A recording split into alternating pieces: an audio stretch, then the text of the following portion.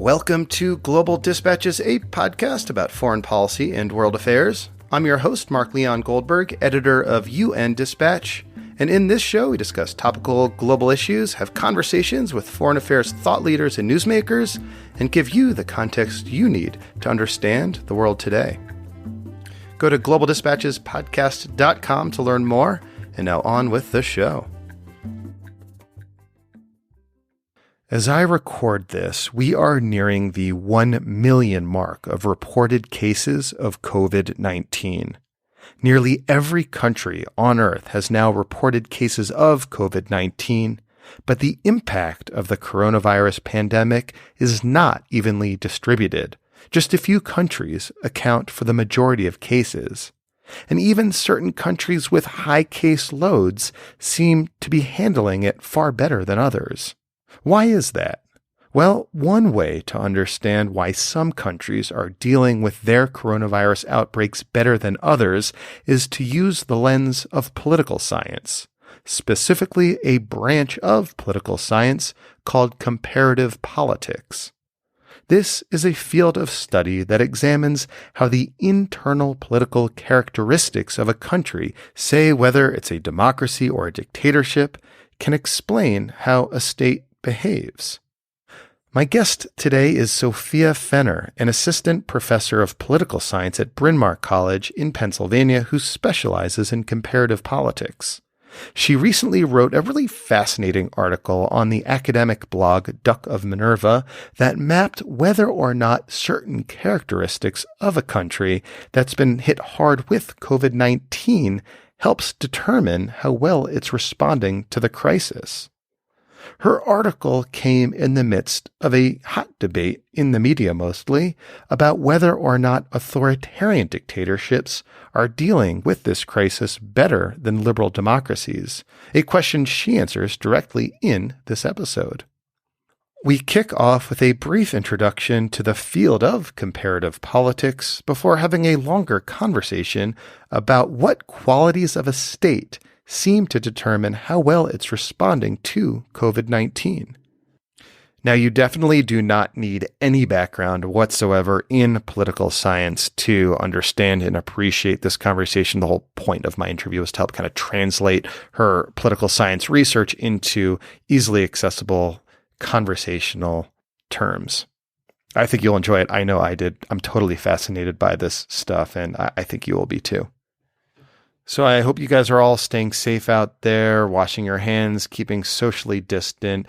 And I suspect a number of people who might appreciate this conversation are students of international relations or people who in general are fascinated by international affairs and related fields. To that end, I've mentioned this before, but I have put together this podcast resource for people who are interested in international affairs. It's basically a list of episodes I've done over the years, though categorized by topics that you'll often encounter in international relations courses.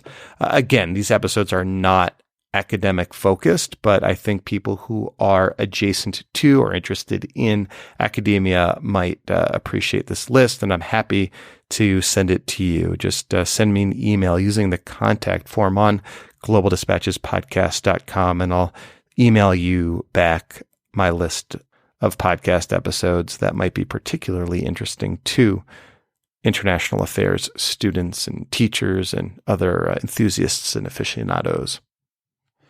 And today's episode is brought to you by Northwestern University's online master's program in global health. You can learn how to make a meaningful difference in places where it is needed the most. Go to globaldispatchespodcast.com and click on the ad to learn more, or go to sps.northwestern.edu/global. Now here is my conversation with Sofia Fenner of Bryn Mawr College. So I think most of us, when we think about being interested in the rest of the world, wherever our home country is, we think about international relations. So we think about foreign policy, we think about the UN and the WTO and the European Union and things like that. Comparative politics is actually focused on the internal politics of various different countries. So we certainly acknowledge the existence of international forces, to be sure, but we're actually interested in how individual countries sort of function as their own polities. And I think it's in moments like this where you see borders hardening and movement stopping, and to some extent, international trade being threatened or complicated. It's those moments when you are really reminded that we all live in nation states or in polities that claim to be nation states, right? And that the domestic politics of individual countries are actually determining a lot of the ways that those countries are responding to this particular threat, and also how they respond to various different threats. To that end, that paper you wrote, the piece you wrote on Duck of Minerva, was just so fascinating to me, in which you sort of layered on top of the current coronavirus pandemic, different sort of variables to test whether or not domestic politics, or how domestic politics, even sort of the type of politics in each countries, may determine or influence how those countries respond to this crisis. So one of the kind of key debates, ongoing debates that we're seeing kind of play out in the media, is whether or not authoritarian regimes are doing a better job of responding to this crisis than democratic countries. What did your initial probe into that question reveal? So I actually started thinking about this because so regimes are what I spend most of my time thinking about. And so my initial response was like, of course, regimes are going to matter here. I'm going to be able to figure out that, certain kinds of regimes respond more quickly. And what I was really surprised by when I actually sat down and sort of mapped out different countries' trajectories and different variables was that regime type doesn't actually seem to predict the quality or effectiveness of response in any significant way. So when we're talking about regimes, I'm just going to back up for a little bit here. So the distinction between regime, government, and state is a really important one in comparative politics. And it's one that in sort of everyday language, we often elide those things. So we will use them interchangeably. And it's really important to not use them interchangeably. So the way we think about these is that the state is the infrastructural apparatus of tools that a ruler has at their disposal to implement policies. So kind of like the bureaucracy? Partly, absolutely. So bureaucracy, things like highways, a national education system, if you have one, a national police force, if you have one, a national health service, if you have one, right? Those are all aspects of state capacity. So you can think about it as, if the state is a car, then the government is the person driving the car, and the regime is the set of rules that determine who gets to be the driver. Right. I feel like you've used that metaphor before. It's perfect. It actually comes from my own advisor's one-time advisor. So it's 3 generations old in academia. And so the thing that I actually found was the most important was state capacity, right? And so state capacity seems to me, and it does, a number of things have happened since about a week ago when I wrote the piece, but it seems to me that state capacity is still strongly predicting the quality of different countries' responses. So before we get into that, can you explain why regime type, whether it's authoritarian or democracy, really is not very determinative right now? Can you talk through some of the examples? So I just want to clarify, when we say democracy, I'm really talking about a relatively bare bones definition of democracy. So thinking about democracies as regimes that have more or less free or fair elections, that have some civil rights and civil liberties that cross a bare minimum threshold. So like a free press, for example. And I'm not talking about democracy in terms of like some people's ideal of like the perfect social participatory democracy that doesn't exist, right? Well, there's a difference between Italy and Iran. Absolutely. And Singapore. Right? Absolutely. And so the difference is when we think about authoritarian regimes, we're thinking about regimes that are systematically preventing different kinds of pluralism from emerging, whether that's a political opposition or a free newspaper or, civil society movements or whatever, right? So the reason I initially thought that regimes would matter is because authoritarian regimes have real information problems, right? So you think about the stereotypical sort of Soviet bureaucrat who knows how much rice has been produced. I guess the Soviet Union didn't really grow rice, knows how much wheat has been produced in his region, but he also knows what the government quota is. And so when he talks to his superior, he's going to lie and say they met the quota, even if they didn't, because he's afraid of the consequences, right? And so getting reliable information to the top of an authoritarian regime is actually really difficult. So you would think that that would hamper response. And it's possible that it did hamper the response in China in the very beginning. Because they were slow. I think the details are still coming out, but they were slow to take this seriously. And their first instinct was to suppress the fact that it was happening. Mm-hmm. But if you look at then a country like Singapore, there's no delay. There's no sort of pretending it's not happening. There's an immediate recognition that there's a threat, and an immediate set of, measures put in place to combat that threat. And then you look at Iran, and it seems like a complete fiasco. I mean, it's not at all clear. Again, it's really hard to get information out of Iran, but it does not look like the government has been responding in an ideal way. And so you see these wide ranges of responses among authoritarian regimes, and you see the same in democracies, right? So South Korea is a democracy. It has the model response that everyone around the world is looking to, but so is Italy. And Italy has been a catastrophe. And so there's so much variation within the universe of democratic regimes and within the universe of authoritarian regimes that it's really hard to look at regime type and think that it has any sort of necessary relationship with crisis response. So if regime type isn't a variable that determines how a country might respond, or how we can really expect a country to respond to the COVID-19 pandemic? Like, what are some of the other variables that you sort of went through and kind of ticked off? Yeah. So obviously state capacity is an important one. And it does seem like state capacity varies in a pattern that maps onto the effectiveness of response. So more capable states are responding better, with one caveat. And the caveat is that, the car doesn't drive by itself. The state doesn't work on its own. You need to have the person driving the car decide to use the state, right? And so we're seeing cases where there may be a pretty formidable state apparatus, but it's not being deployed.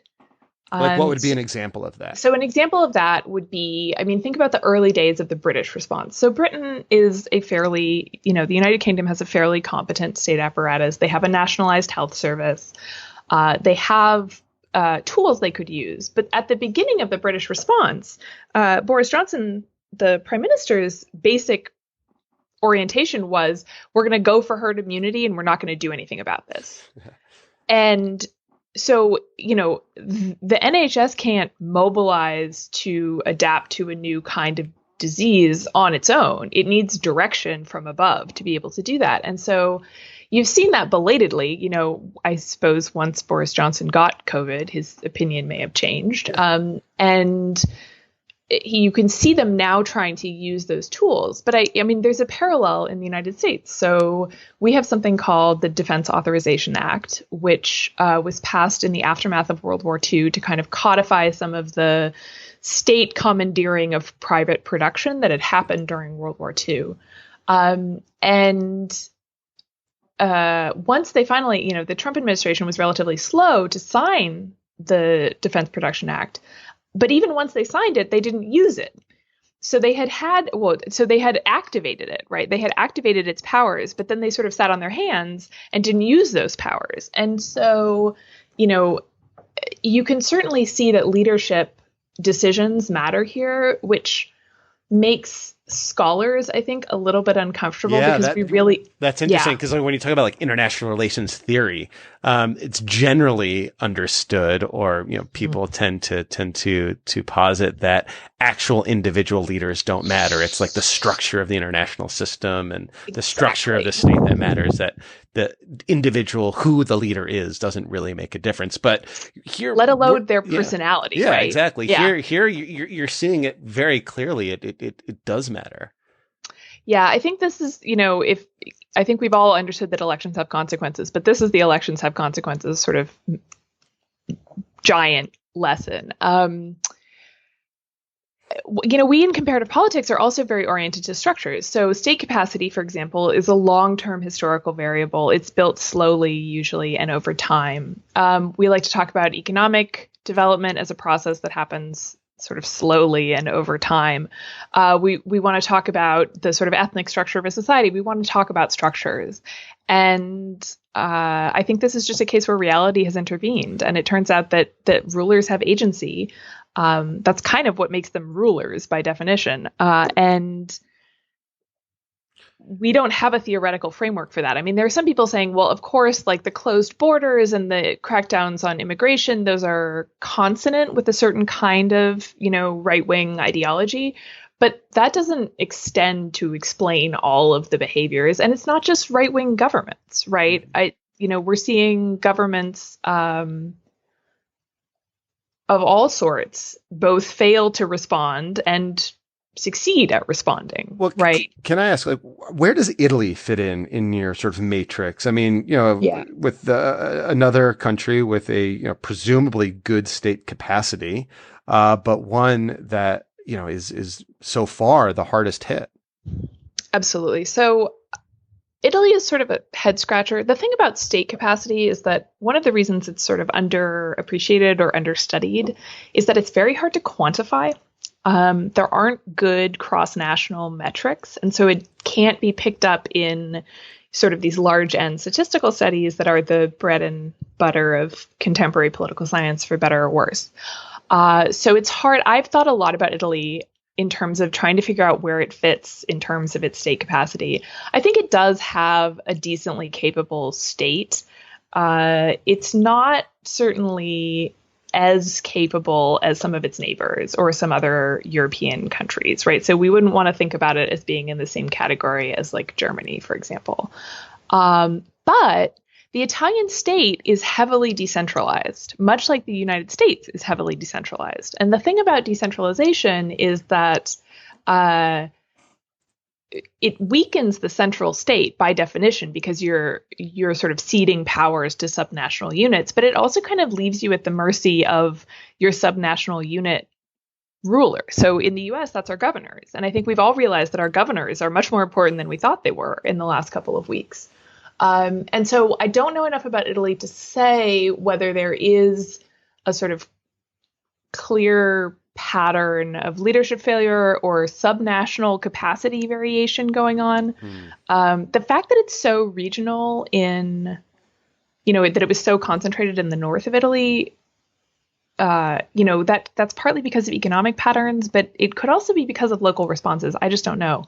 So, but I do think, I think Italy and now Spain, Spain is on track to be even worse than Italy. It has had this explosion in case numbers in the last couple of days. And, that's a fairly capable state. That's a state with a history of, state building fascism that wasn't that long ago. And so I do think the US, Italy, and Spain, they're not super high capacity states. They're sort of decent kind of middle of the road capacity states. The United States might be even less. We're so decentralized. I wonder if like part of this explanation for why different countries have responded to this differently. And in the case of, say, Japan, South Korea, Taiwan, China, responded to it seemingly, at least, now pretty well. If like culture offers any sort of explanation. I was just ahead of this conversation. I was trying to think to myself what sort of cultural explanation might suggest why those countries in Asia seem to be faring better. The only thing I can come up with at the top of my head was that face masks are more prevalent and are always more sort of culturally accepted. Wearing a face mask outside doesn't, seem odd in many of those places where, I wore mine to the grocery store today and I felt really weird about it. So does culture have a role in these sort of comparative analyses? So I think that society definitely has a role in these analyses. So for example, you can have a government tell you to stay home and to wear a mask, or you can have a government tell you anything. It doesn't mean that people are going to do it, right? And so, we've all seen in the United States in the past couple of weeks some sort of glaring examples of people just not heeding government advice. And so I think it does matter the extent to which society is prepared to buy in to what the government is asking it to do and to sort of adopt these new lifestyles like wearing a mask in public or grocery shopping, once every 2 weeks, or any kind of behavior that people didn't do before. The challenge is we just don't have the case variation yet to know whether the society aspect matters independently. Because, for example, like Japan, Taiwan, Korea, Singapore are all really powerful states, and they all had governments that took this seriously. So it's hard to know if there's like if there's an independent societal effect, or if it's simply that those are cases where like the fundamentals were already pretty good. I do think a couple of things about generally thinking about culture. I think we're often, and particularly now, which is this time when we're dealing with a lot of anti-Asian racism around the world, not just in the United States. I think there is a tendency to look at East Asian countries and say, oh, those people are so different from us, like they just, they are obedient or they do what they're told or all of these things. And there's just, these are, if you think about Taiwan and South Korea, these are places where people fought authoritarian regimes for decades. The history here is not one of a quiescent population. Mm-hmm. And so it's not necessarily the case that anything that the South Korean government tells people to do, the people are going to do. I do think there's an aspect here about trust in institutions, which is to say, I think trust in institutions in South Korea, and I would have to look at the numbers for all of these East Asian cases, but is higher than trust in institutions here in the United States, for example. And so I've been talking to someone named Caroline Tynan about this, and really talking about the fact that you're much more likely to do what the government tells you if you trust the messaging. And so I think the challenges that many of us have had trying to process these daily press briefings from the president is that we don't trust the messenger. And trust in institutions and trust in leadership is built over the long term. You can't build that overnight, right? Mm-hmm. And so I think there is something societal about this. Like, obviously, we all each matter. It's a disease. Like, our own individual choices, as we've seen on all of these social distancing models, matter.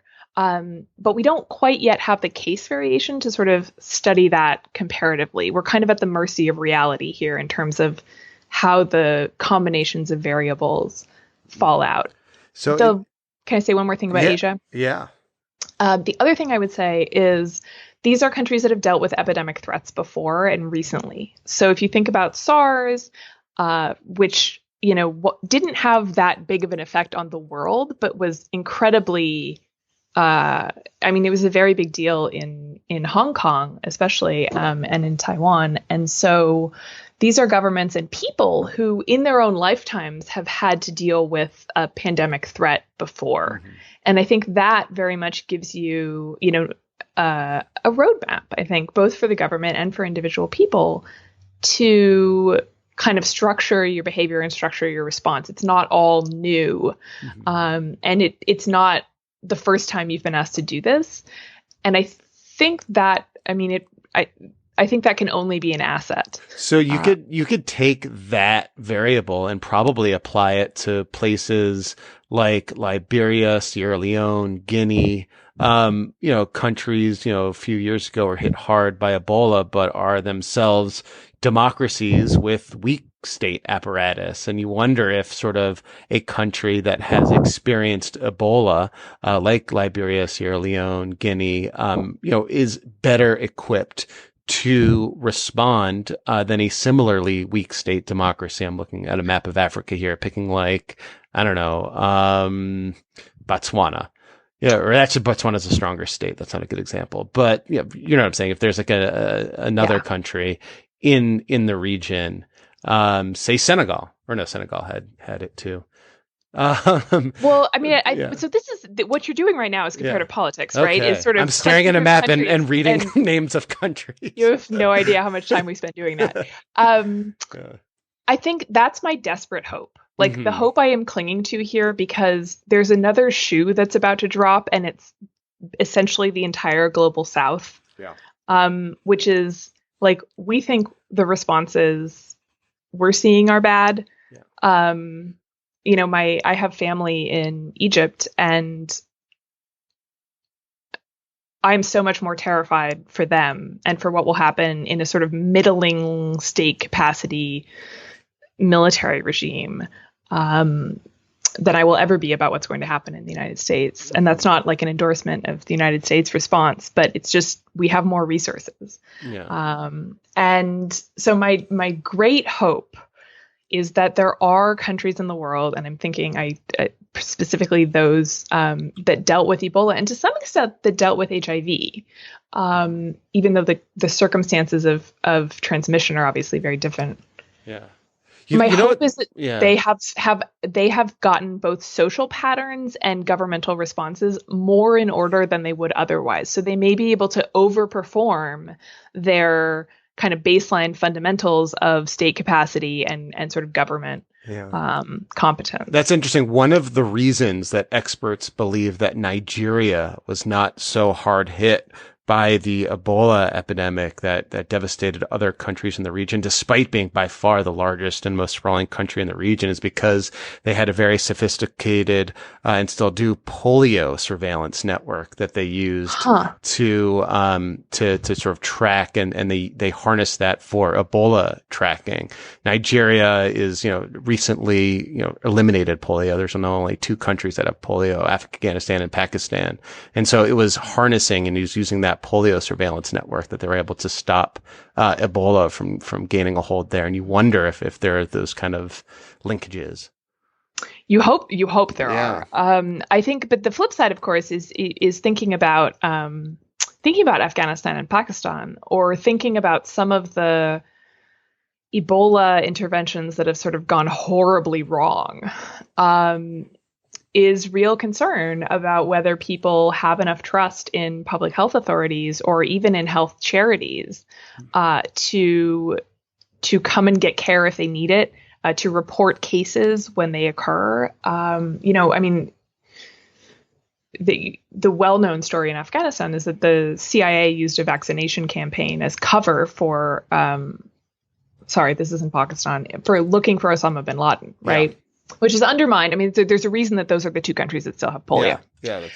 And I worry about, I'm thinking about, these situations where health workers have been attacked in DR Congo, and just sort of also worrying that prior experience can be a negative, right? I mean, prior experience, there's a lot of history about people coming from outside and saying that people have a disease and you need to have this cure, right? I mean, that's got a long history, and it's mostly not a good one. And so I worry about that too, in terms of structuring social commitment or societal kind of buy-in in a lot of parts of the world that haven't quite been hit head on yet. So last question, going forward, what sort of variables, what else are you sort of looking for? What kind of data would be interesting to you to suggest how, a country, particularly as these other kinds of regimes, democracies with weak states, get hit more and more by the coronavirus? Like what are you sort of looking towards? So one thing that I've been following is the extent to which regimes or governments can repurpose existing state capacity for new purposes. So that could be this very close association of saying, okay, we've got a polio surveillance program. Let's flip it and do COVID surveillance. But it could be different. I mean, I think the only example we really have so far of this is a little bit alarming, but it's the Israeli state response, which is to, Israeli regime government. I do this too. Yeah. It's a little tricky to keep it straight. But so the Israeli government has been repurposing anti-terrorism tools to track the virus. And I mean, that obviously raises some questions, right? But I think what's interesting is that people are pushing back against it, and people who maybe didn't push back against it when it was used for anti-terrorism are pushing back against it now. And so part of what I'm actually interested in, is how this moment is either how it reshapes states and societies, right? So how often we think about crises as times when things can change, as opportunities that we could take advantage of to shift the way the state is structured, to kind of grow state capacity, or to change the way the government is selected, right? But there are also just as many examples, I think, in history of things going back to just a hardened version of the way they were before. And so what I'm really interested in right now is actually not so much sort of predicting outcomes, although I do think this issue of transferring state capacity from one issue area to another is going to be really key. But I'm really interested in what this does to societies, to states, to regimes. And I think it's too early to know. And so I have no idea. And it's the things that I have no idea about that are actually the most interesting, right? I mean, I can kind of sketch you out based largely on state capacity, how different countries are probably going to do. But I have no idea how this is going to change us. And that's what's really intriguing to me right now. Well, Sofia, thank you so much for your time. This is fascinating. I look forward to your book on this, which I expect is coming the next 2 years. Yeah, we move slowly, so maybe sometime in 2030. Okay, yeah. Like the pace from blog post on Duck of Minerva to book is a few years. Keep me a long one. Well, thank you. I appreciate your time. This is absolutely fascinating. Thank you. And thanks, everyone, for listening. And stay home, stay safe. All right. Thank you all for listening to this episode. I could totally geek out on this for hours. And yeah, at the end of the conversation there, I did just stare at the map that I have sitting next to me when I record these and realized I was just like blurting out names of countries. But apparently that's what comparative politics is. So there you go. All right. We'll see you next time. Thanks. Bye.